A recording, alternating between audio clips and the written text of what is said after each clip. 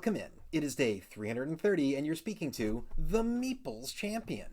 And today we're going to be going over a game that is a castle building game. The game is called Between Two Castles of Mad King Ludwig. Now, the concept of the game is that you're actually playing in a partnership, but it's only kind of a partnership, depending on total number of players. Between each player and the player to their left and the player to their right, they're going to be building two different castles. So you're going to be trying to balance this out. You're going to start the game off and you're going to be getting two different buildings.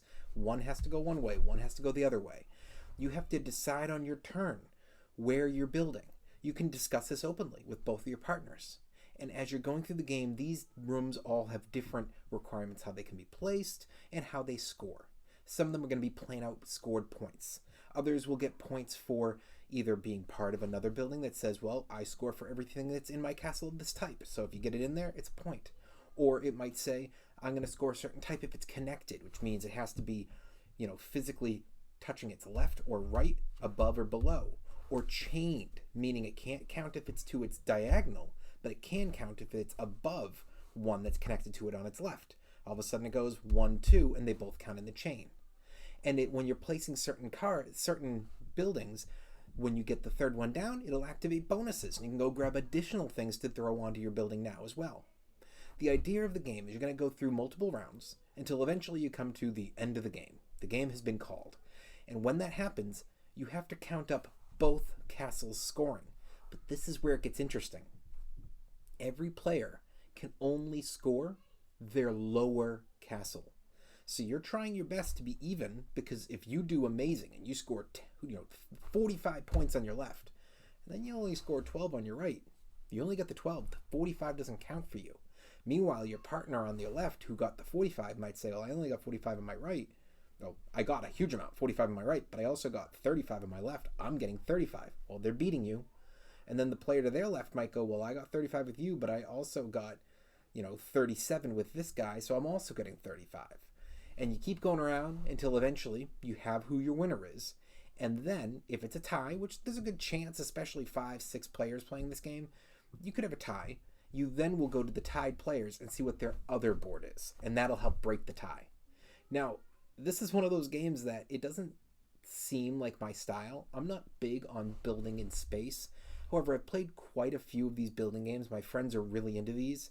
It doesn't hit huge for me, but this one, everything is either just a square or a rectangle. It's all about making sure, well, you can't build it above something unless it's physically above it. It can't be diagonal. It has to be supported. And you got to make sure that you have things that go into the basement area and they have to go below.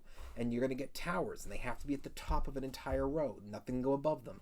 It's straightforward. It's easy to build. It's not difficult to see what you're doing. I have other ones where it's like, here's 20 different sized pieces that are all over the place and you're building it more like a blueprint. I find that frustratingly difficult to figure out what you're doing. A little jolt to the table, everything gets messed up and you don't know what happened. Whereas this one, a jolt shouldn't mess it up much, and even if it does, it should be pretty easy to shift back into place. So for that reason is why I like this game compared to most. That being said, why don't we jump in? Let's talk our 7 categories and see where this game lands for us.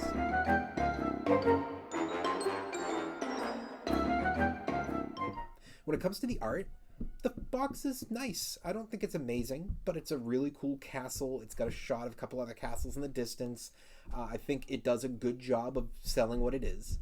But the setup of the castle, the setup of these squares that have multiple colors and rooms, stars, all sorts of stuff like that, I really think that helps sell the game more. I'm going to give that a thumbs up.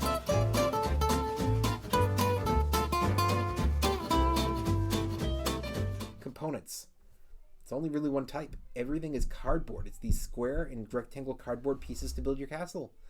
I mean, you also have your paper and pencil to write out your points at the end, but that's less important. This is the main component, and it's really good. Thumbs up.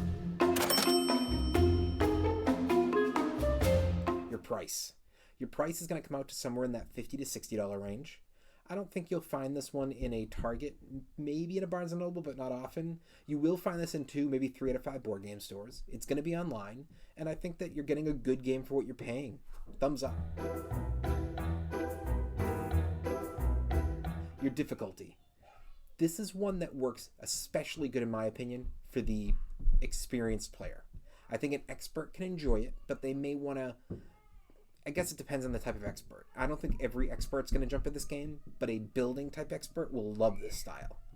And I think that beginners and kids, of all of these, this is one that's going to be okay. I don't think they're going to jump at it in droves, but I think they're going to enjoy it. So I'll say that if you're having 3 of those 4 categories as mediocre and 1 category as a huge hit, that's enough for me. It's got to be a thumbs up.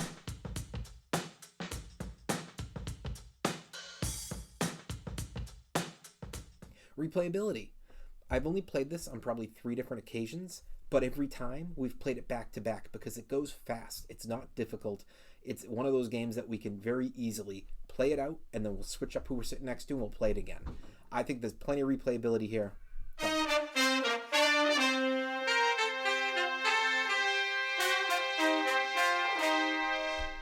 Keys to victory. Your keys are about not only when are you going to try to balance, because that's the most important piece, but also realizing how are your opponents doing, and when is it that you need to start pulling out on somebody because you realize they're killing it on both sides. I know I need points here, but I'm going to start building up this ways to force them to be the one adding to this castle so that I can go and make sure that it balances that way because they know this is the castle behind. Or when do you realize that somebody on the other side is killing it and they're outside of your effect and you have to somehow affect them by grabbing the right buildings to prevent them from what they're doing. So it's more so about your spatial awareness and seeing what's going on with other players to help determine where you go. But I think that there are plenty of keys to victory here, and within those keys, a lot of routes to victory. Thumbs up.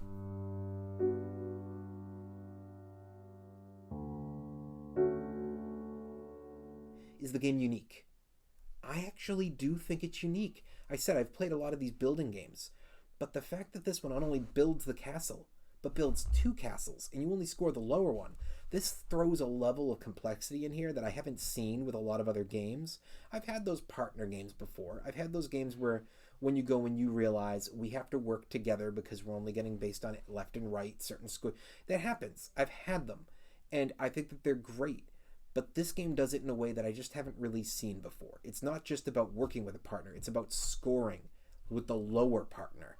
That to me is huge. Thumbs up. Overall, what do I think? I think if you like building games, this will be the best one you've played. And I think if you don't like building games, this is still one you might be okay with because it's really good. And if you're indifferent, I would suggest to try it because I think this is one of those games that you may not want to go buy it, but you may realize a friend owns it and you want to play it a little bit more often than you thought you would. Well, it has been day 330, and we've been speaking about the game Between Two Castles of Mad King Ludwig.